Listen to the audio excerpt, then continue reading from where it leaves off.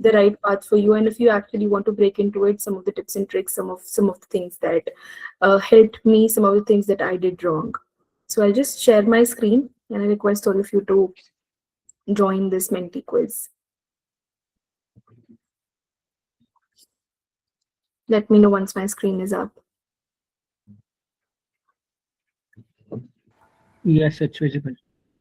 Great. So you can just go to menti.com and put in the code 24363617.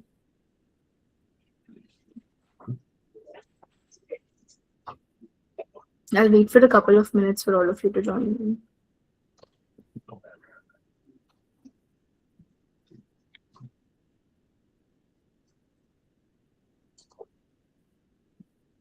Yes, there are 7, 8, 9 of you here.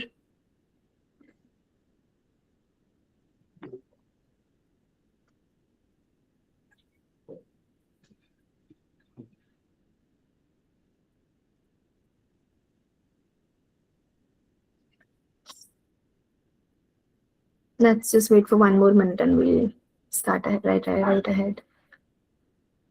Hello, can you repeat the code? It is 24363617.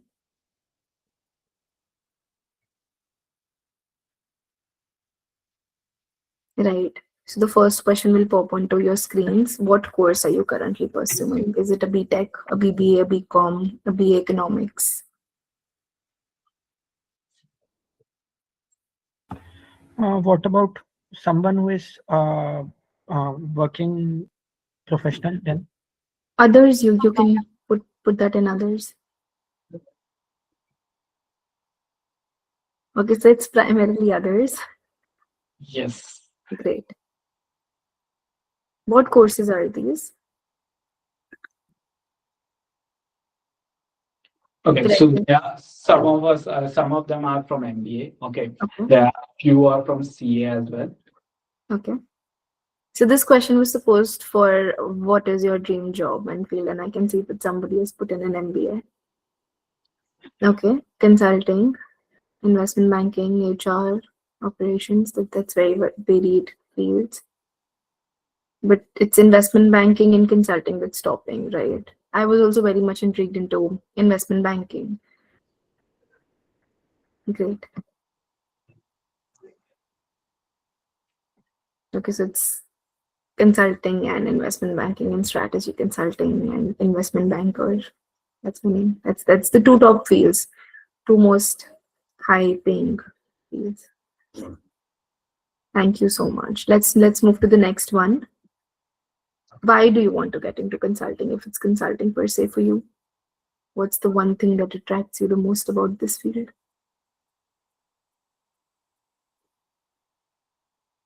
Okay, I love problem solving. Elite income makes sense. High stakes. Money, travel. Okay, exit opportunities, right? Provides a lot of exposure. Okay, money is stopping. The most important thing for everyone.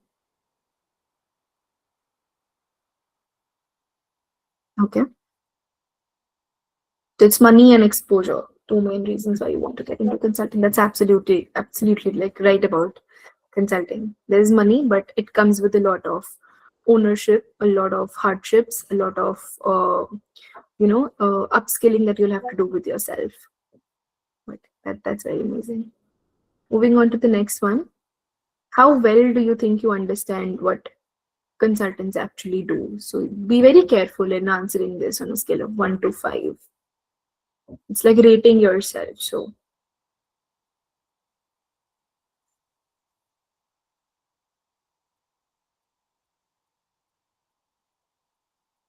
okay.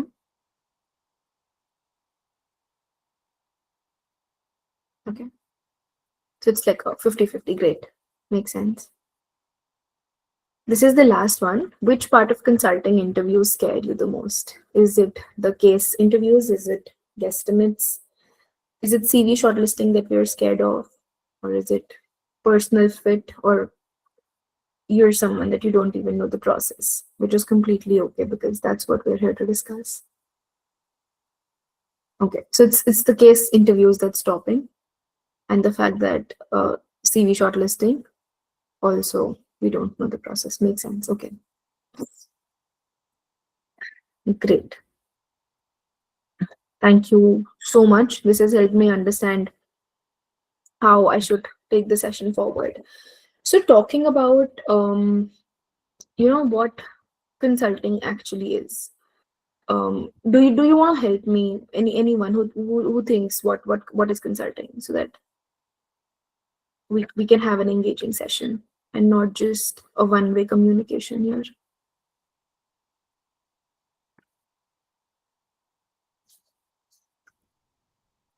No one, Hello, right? ma'am. Am I audible? Yes, you are. Ma'am, I think consulting is about giving solutions to the problem of companies. Right. That's one part of consulting. You're partially right. Okay, so understanding consulting from a business standpoint is what is important for us. There are various types of roles that a consulting firm offers you. These can be research analysts, these can be analysts, these can be management consultants, strategic consultants, industry consultants. Industry consulting is what is something that I am into. When we say what is consulting, so it does not just mean helping clients with problems. So a client will not just come to you with a problem. There is more to consulting than just solving somebody's problem, and that is to from the very core of it, to understanding how to expand something, how to expand my business, how to expand what I'm currently doing, and each and everything that will be required to build from scratch. When you provide that to someone as a service, is something that's a consulting service that we do. So industry consulting, something that I have been working in, is when you have certain industries divided. For example, banking is something that's 90% of my company's portfolio. So in that particular banking area, what all are the problems that a banker are facing is one, how banks have to evolve with the coming IT trends, with the coming Gen Z trends. That's also consulting. So coming back to why we need to understand it, is because we have to appear for interviews. So we have to see how the interviewer will look at us and would want to hire us. What can we do to become a better consultant, a good consultant, a good candidate for a consulting position? And that is to prepare ourselves in such a way that we are already a fit for that particular role. So when we say problem solving, that is one of the skills that we should have. But other than this, what all should we possess? It should include structured thinking. So consulting firms, when they come to hire you, why do they ask you case preps? They ask you case questions because they want to understand how you are thinking in a particular, what is your thinking structure like. Are you just throwing random questions, random answers, just navigating, just beating around the bush to get something out of them? Or are you thinking in a particular way? When we say that these are the formats of a case preps, why do we learn those formats? Because they help us to come to a structure. That is one of the things that we should build about. So yeah, moving to the next one, I just prepared one of the slides to talk to my journey is looked like since I've been working. So I've been a part of multiple client calls. This, since consulting is a very front ending job, when we say, so you have to be uh, such good at communication that you're able to talk to your clients, understand. Sometimes there are calls that are lined up and your bosses or your managers are not able to join, so you're the only one representing your company in those particular calls. That's something that happens to everyone, and happens to everyone in their very initial phases, because the seniors are extremely busy. So when you're in a particular client call, how well you're able to represent them, are you so they'll just say that get this done, get this done. But do you think you are capable enough to talk them out of it, that what you're saying is not possible? We can only deliver this much. For this, if you're asking, you will be needing all of these things as well. Where are these? So these are the kind of conversations that you have to have with client. And when these companies are hiring you, they're judging you on the basis of that. So the managers, the directors who are taking your interviews are seeing if you're capable enough to answer such questions to the clients. Are you capable enough to be presented to the clients themselves? Uh, so you have to prepare yourself in a way like that. You have to understand the interviewer's psychology as well when you are preparing for such interviews. Anyways, my journey so far has been like I've been to client offices, I've hosted clients in my office, and I was recently awarded also within these 6 months only for my performance in the company. And talking about some of the projects that I have worked, as I said, banking is one of the biggest portfolio that my company has. So I've worked in banking, I worked in manufacturing, I have worked in healthcare, and this is the kind of exposure that everybody is looking for. But then what is it coming with? It is coming with a lot of reading that you have to do, a lot of skill building that you have to do. So when I was working for a client in healthcare, there were a lot of technical terms, and since I'm coming from a commerce background, I was not very apt to understanding those medical terminologies. So you have to have a learning attitude, and that is also one of the things that the interviewers are checking. So what have we understood till now? You have to have a structured thinking. You have to be very well and thorough with your communication skills. And then the fact that you have to have a learning attitude. You have to be adaptable to the situation that you're being put into. And that is exactly what the interviews are also looking for in you when they're coming to hire. Right. So talking about how a day in the life of a consultant is looking like. So mostly people think that it's about making presentations. That is also one of the things that a consultant does. Why we need a presentation? So for example, I'm coming to this session. I could have just come and talked to you all, told you all, asked you questions, said that do this, do that. But how effective would that have been? The icebreaker that we did had slides. The communication that I'm doing right now has slides. Why? It has twofold purpose. It is helping me to be in a particular direction so that I don't get lost. I don't just end up talking about my journey for the first 40 minutes and then say, oh, oops, what I had to present to you had not been presented. That's why you need slides. And why does the client need slides? So that they can see on the screen, they can have some, they can take it back and they can come back to you with a proposal that, you said that they are able to compare. So when you're going to clients for these calls, they already have lots of people who are approaching them. So that's the advantage, and that's why you have to have the skill of preparing good slides. So something more than, like, obviously consulting, like the life of a consultant is way much more than just preparing slides.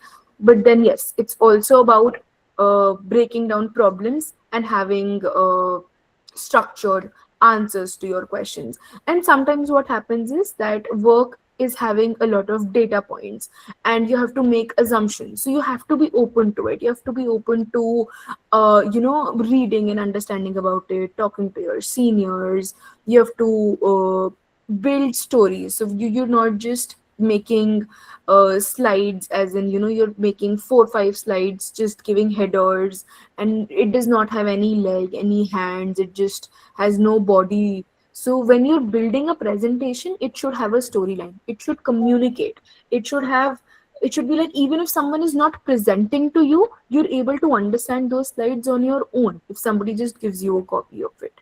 So having all of these skills is something that is important, right? So there was a hand raised. Is there any question?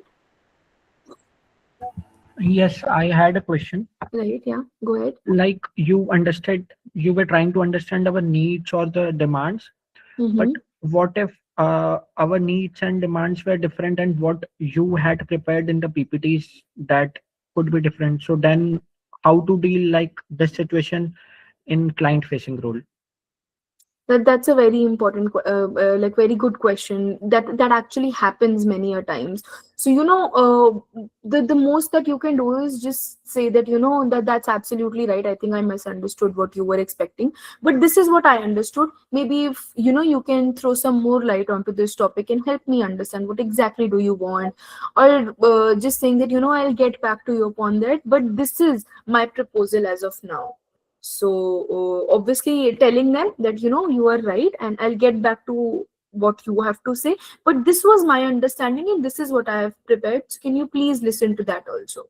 So maybe what they actually wanted to understand is already a part of your presentation. So that's way I hope it answers your question. Yes, yes. Thank you. Okay, great. Let's take the question answers in the end. I'll just take 15-20 more minutes and then we can take the question answers. It will just help us maintain a flow of the session. Right. Moving to the next slide is, how do you prepare in the right way? Like, this is, I think, one of the most asked question, most important thing. What is the right way to prepare? So talking about how a consulting interview, not just an interview, the consulting hiring or a recruitment process looks like. Since in the beginning, a lot of you said that we don't even know what the process is looking like. So it's important to understand what's the process is looking like. It is more of a CV shortlisting in the beginning. So I think 50% of the candidates get rejected in the very first round itself. That's CV shortlisting. I was also shortlisting CVs recently in my department when we were hiring for graduate opportunities, again from LSR, which we do every year.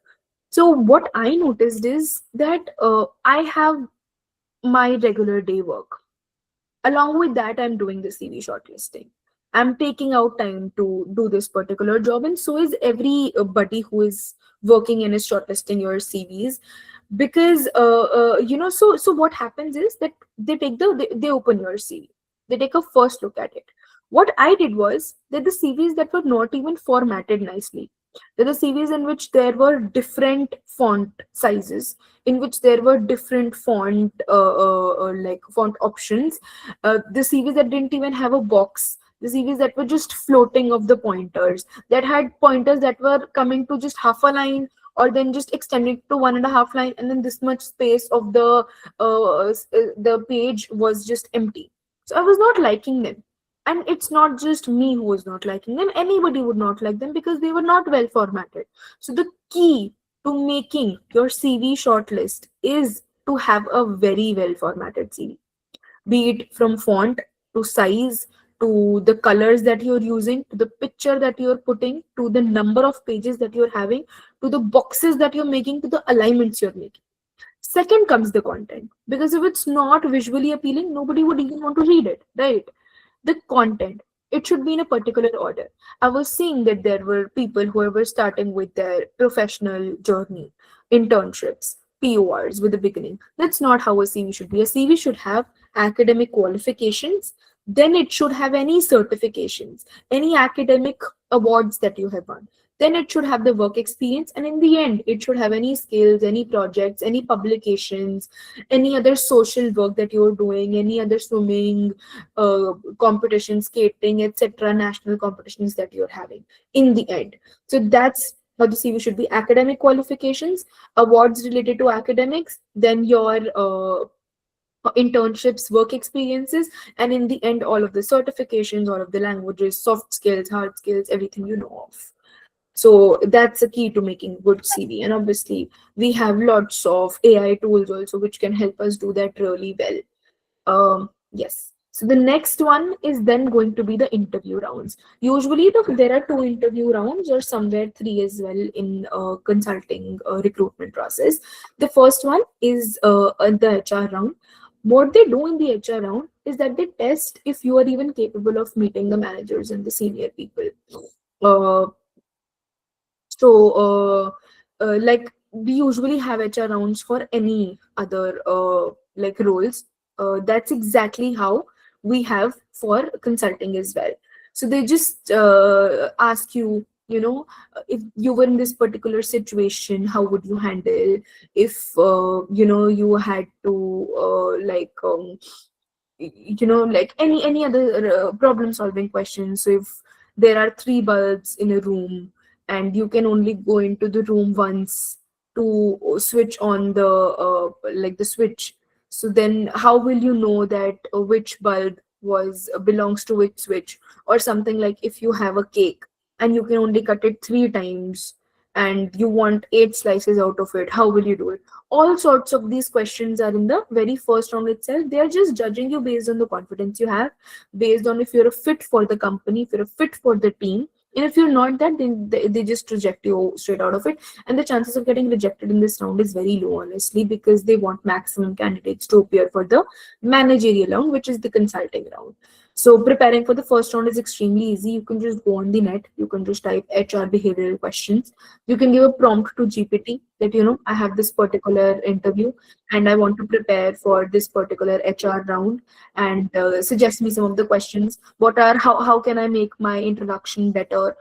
This is my current introduction. I want to make it better. Some of these prompts will help you prepare for this round. Then comes the actual round. This is the round where you have to be prepared for your cases, for your guesstimates. How you can do that is something that's extremely important. My personal suggestion would be to always do it with a buddy, to always do it with your fellow mate who is preparing for these rounds. This can be your work friend, this can be your colleague, your college friend, your even parents, sometime your sisters, your cousins, your brothers, your friends, anyone. But just try to do it with a buddy, because when you're just preparing with yourself, you don't know where you're lacking, because you think that what you're saying is making sense. It is making sense to you. Sometimes there's a possibility that it is not making sense to the other person. So there is a case, you read the question and then you're trying to solve it in your head. You think that this is the right approach, but that is not the right approach. And who will tell you that? Your buddy will tell you that. So this is my personal suggestion. Now, coming back to how you should prepare, what should be a step-by-step guide? Number one should be to watch certain videos. You can go on YouTube. There is Victor Sheng's videos that are very, very popular. So you can definitely look at those videos. You can, pause them. You can try to understand what they're saying. You can mark up some of the good words, keywords that they're saying. And then you can check out these case prep sessions, also seminars also you can join to learn how they are solved. What is the first thing that you do? The second step would be, once you have a good idea that okay, this is how it is done, the second would be to read them, to read how it is being solved. What are the formats of it? There are various formats, be it profitability cases, be it market sizing cases, many other cases as well. And then in industry wise also, they're very different. So there are certain industry specific numbers that you have to know, industry specific segments that you have to understand. For oil industry, it's going to be different. For these aeroplane companies, it's going to be different. For beverage and these companies, for supply chain companies, it's going to be different. So you have to know all of that, and you will know all of that how? By reading books. What case books to read? Next question. You can read case books by all sorts of IIMs. IIM Ahmedabad is amazing case book. You should definitely try to read that. It's available online. You can check for Bangalore, Kolkata. You can also check for DU case books, Shahid Sukhdev, SRCC, Hansraj. They have amazing case books. If you're someone who's starting for the very first time, go for the ones that are published by Delhi University and not IIM, since IIM case books are a little heavy to understand for once. Once you are going through all of these, get a good hang of numbers, mathematics, numbers, so that you're able to do your guesstimate prep also along with while you're doing the case prep. Once you have a good understanding by watching the videos, by reading the theory, by reading the cases, by understanding the types of cases and the formats that you have to follow, then next step would be to understand how you have to speak, how you have to structure your thoughts. So when you start a case prep, they give you a very brief question. For example, let's say, how many cups of coffee are consumed in Delhi in a day? Now they say cups of coffee consumed in Delhi in a day. What will be the first question you will ask? Is it just the coffees that are sold in restaurants? What kind of restaurants are we looking? Are we also including the coffees that are consumed in the houses? Are we also looking at the coffees that are consumed by college people, like are sold in colleges? Are these high-end coffees that we are looking, or are these even 20 rupee coffees that are sold alongside the road? These are the kinds of questions that you will have. Who will answer them? Your buddy will answer them, because if you're just preparing with yourself, then it will be a little difficult for you to mark all of that. So it's better to do it in a group of three. You can have a buddy who is answering all of these questions. One can be the one who is asking the questions. The third one can be the spectator. The job of the spectator is also going to be very important. How? Because the one who is asking questions, like, okay, what will be this, what will be this, the one who is actually the interviewee, will be under a lot of pressure already, that I have to interview.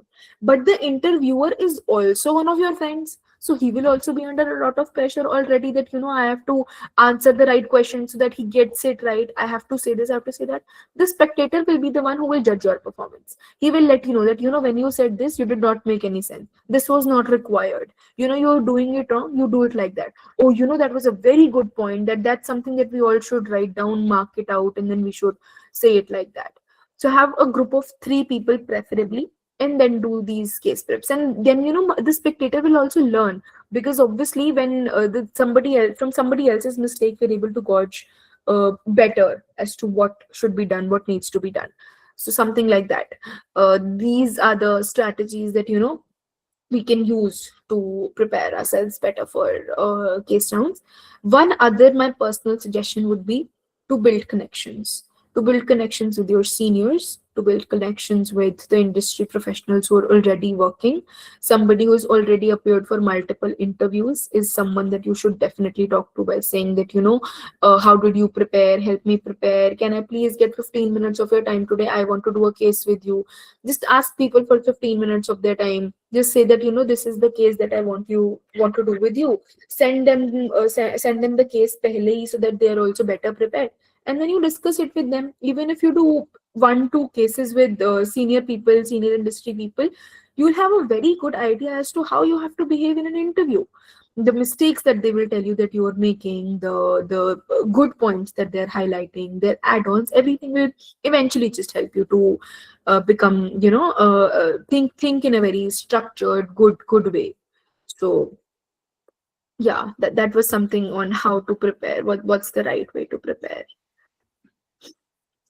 Then these are just some of my honest opinions as to what just about consulting, that consulting is not something that's for everyone, because in the past 6 months that I've been working, they say that consulting may no one day is going to look like the same. Every day is going to be different. There are going to be days when you're working for 12 hours straight. There are going to be days when you're just working for 2 hours and you're chilling. No day is going to be same. It's obviously going to be 12 hours work day more than just 2 hours. But then again, so if you're someone who thinks that I don't want a life like that, I want to have a fixed working routine, I want to know that this is what I want to do, then choose consulting. If you feel that that's not something that you want to do, then just skip consulting and try something else. Then you know you will feel stupid sometimes, and it's absolutely normal. When I was also preparing for my case, when I was doing my case prep, when I was preparing for the interviews, there were multiple times that I just used to feel that, oh my god, I know nothing. When I used to appear for interviews and they used to grill me like anything, I used to have 1 hour 45 minutes long interviews, I used to feel that, I'm so stupid, I know nothing, because there were so many questions to which I was just saying that I don't know. And that's completely normal. What's important is to come back to them, to learn them then and there, so that the next interview you give, you crack it. That's the learning behavior. A consulting's The consulting job requires you to have that learning behavior. Then to always take feedback as a gift, but not be hurt by it. Just whatever feedback you're getting from anyone, be it your seniors, be it your colleagues, be it someone who's junior to you, take it as a gift. Try to gauge it, not just when you're preparing for consulting, but also when you're working. So when you're working, there are going to be times that your seniors will just come to you and say that you don't even understand what needs to be done, did you not read the email well. So you have to take that feedback in a constructive way. And one last but very, very, something that I personally feel, all the good brands, so-called MBBs of the world, they are brands that just help you initially. But these are the brands that are just making you stay where you are. They don't let you grow. They don't let you become more than what you're capable of becoming. So at once these brands will look very high and mighty, as we all said. We need money, we need travel, we need exposure. All these brands will give you all of these things for now, for once, but eventually that's not something that will help you grow. So yeah, that was my honest opinion about consulting. I think it's time for Q&A. Although I was planning to stretch the session a little more, but I could see that a lot of you have many questions. Is that okay, Mahavir? Can we have questions now?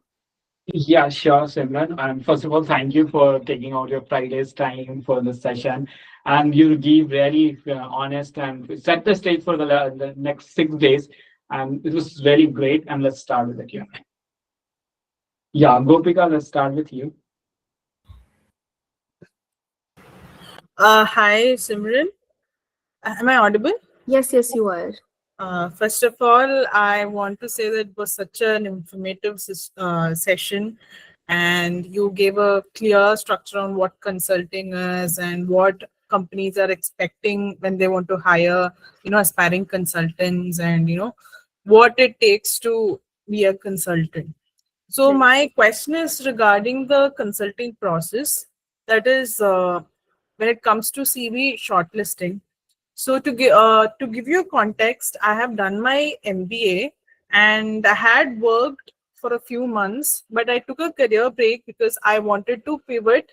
I worked in sales and marketing, but I realized it was not for me, and I wanted to change the domain. And then realized that the skills that I have, they're not polished, but I could develop them by working in somewhere more like as an analyst or in a consulting domain. So that's the reason why I wanted to start preparing for do consulting prep and everything. So I just want to know how much weightage when it comes to CV shortlisting, how much weightage does academic scores do have? Because when I was in my B school, a lot of good consulting companies did come for for hiring for internships and all. I think I got your question. So They looked into a lot of I'm sorry, I didn't complete. I just wanted to take like a minute more. So they looked into your academic background a lot, and we know that academics matter, but there will be people who might not have like great academics on the paper, but who have like good consultative skills. So how do you think we can, work upon that? I think that's absolutely right. But my opinion is that academics matter to some extent, especially when consulting firms are hiring from on-campus roles. That is when they're looking for academics more.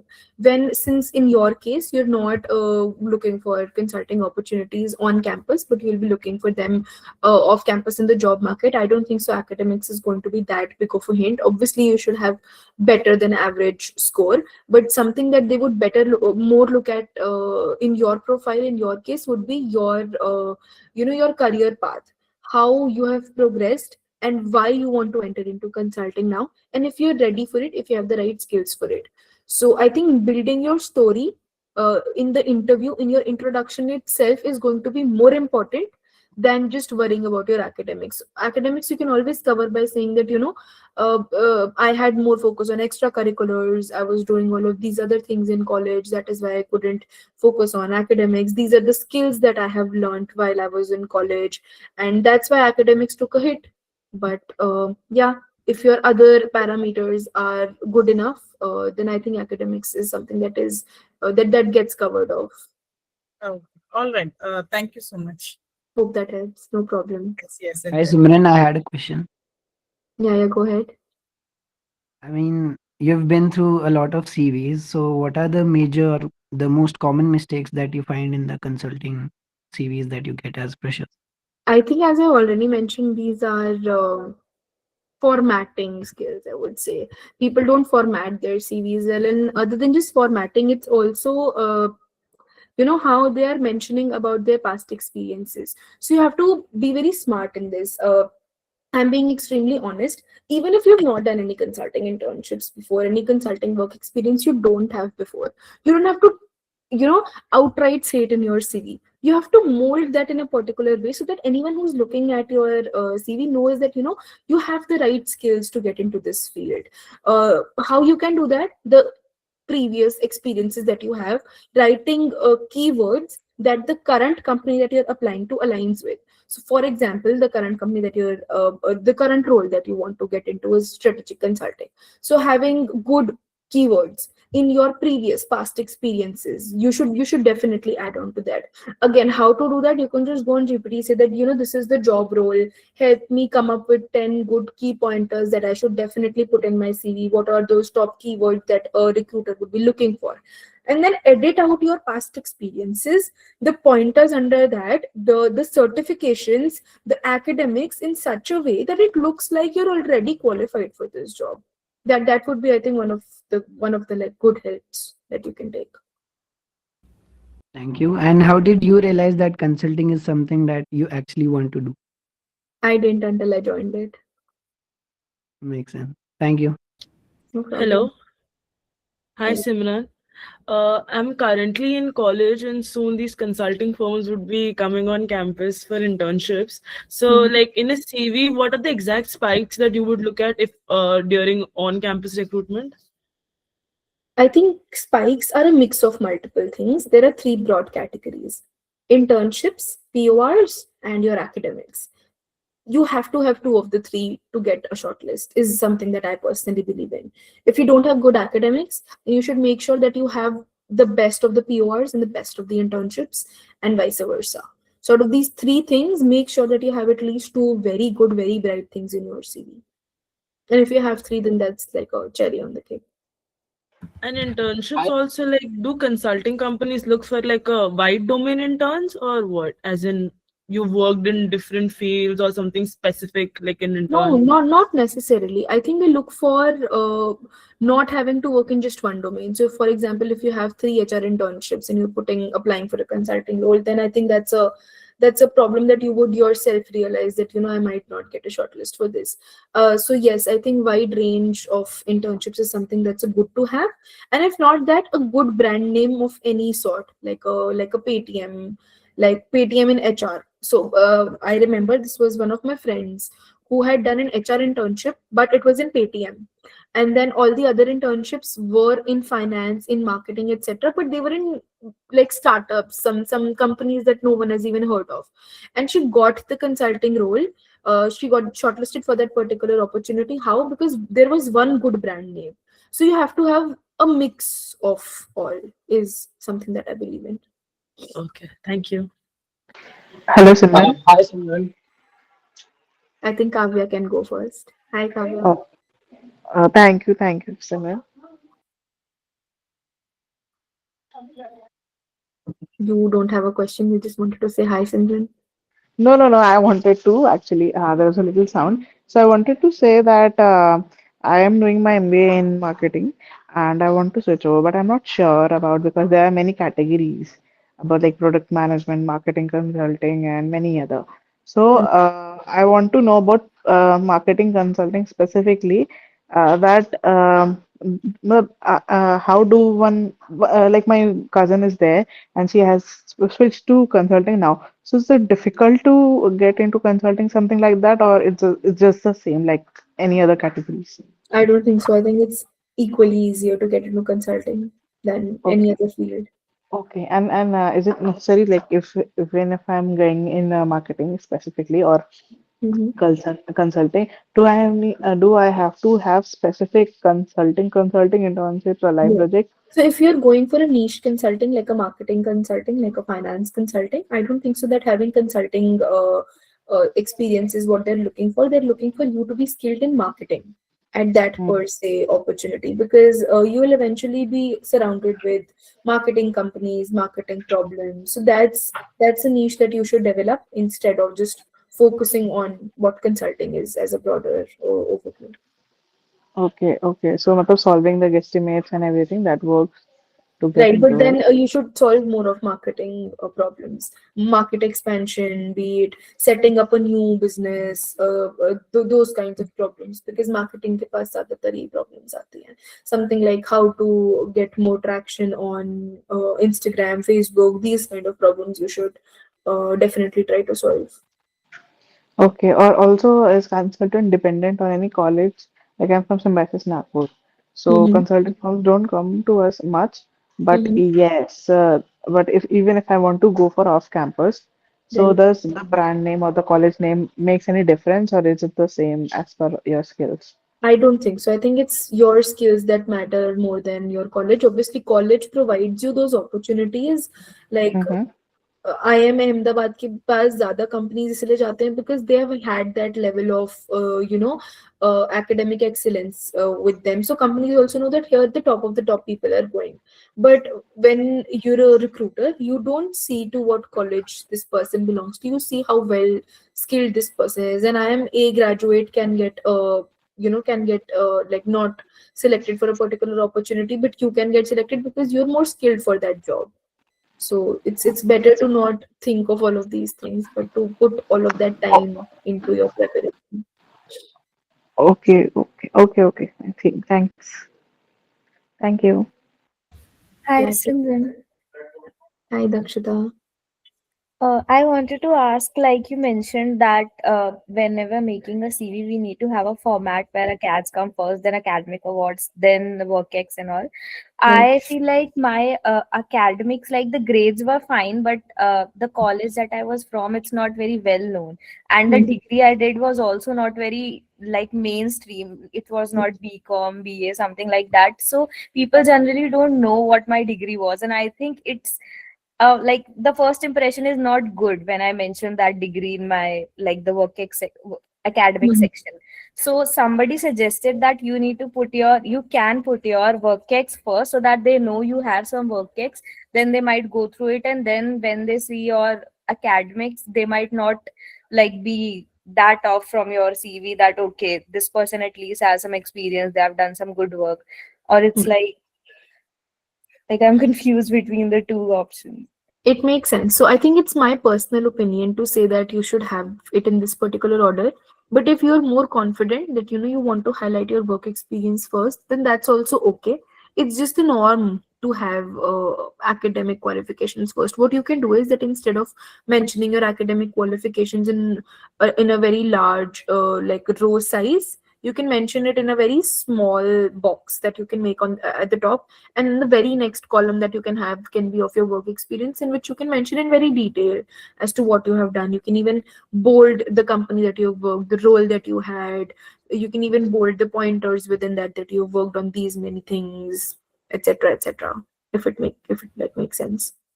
Yeah, that makes sense. Thank you. Also, I wanted to ask, you mentioned that we could use websites or apps to Hmm. discuss the case and to have a lot of case studies. Is there any specific website or something that you could suggest where we can go to like have case study discussions? I didn't say websites for case preps. I said websites for helping you prepare your CV better. For case preps, there are Victor Sheng's video, and there are multiple people who are making videos on how to, have a case. I even remember. I'm not very sure what channel this was. You can search it on YouTube, and you'll find it very easily. There were two people who were playing the interview and interviewee, and they were talking about their personal like feelings at that time. So I'm feeling jittery. What should be the next question that I'm having? So these kinds of videos will also help you understand how to navigate through a case like question. Oh, thank you so much. Happy to help. Hey, can I ask? Am I audible? Can I Yeah. ask? Yeah, sure. Uh, should I go forward or like is there someone else like who No, you like can ask. okay. Okay, thank you. So actually, I'm in my final year of BCom honors right now, and I wanted to ask that how tough is it for me to get into consulting because I have given a lot of interviews like which were on campus, but I got to kind of the first round or like the second round max to max, but not making it till the final selection.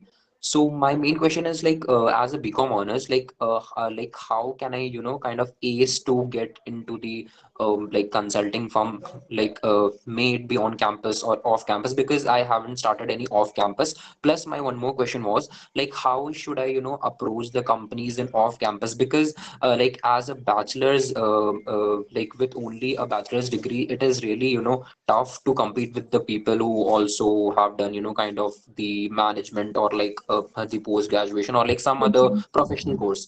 So just with the BCom honors degree, like, is it really, kind of feasible for me to to Absolutely. I think compete it's with? absolutely feasible for you with a BCom honors degree to get into consulting. What you have to do is make your search right. So there are companies, there are teams within companies who only hire from who only have like resources from management colleges, from people who have done their masters. But there are lots of companies who hire graduates as well for consulting, front ending as well as back ending role. What you can do is talk to your friends in other colleges, talk to people who are already have graduated and are working as graduates in consulting firms, ask for referrals, ask for guidance on what companies to apply, when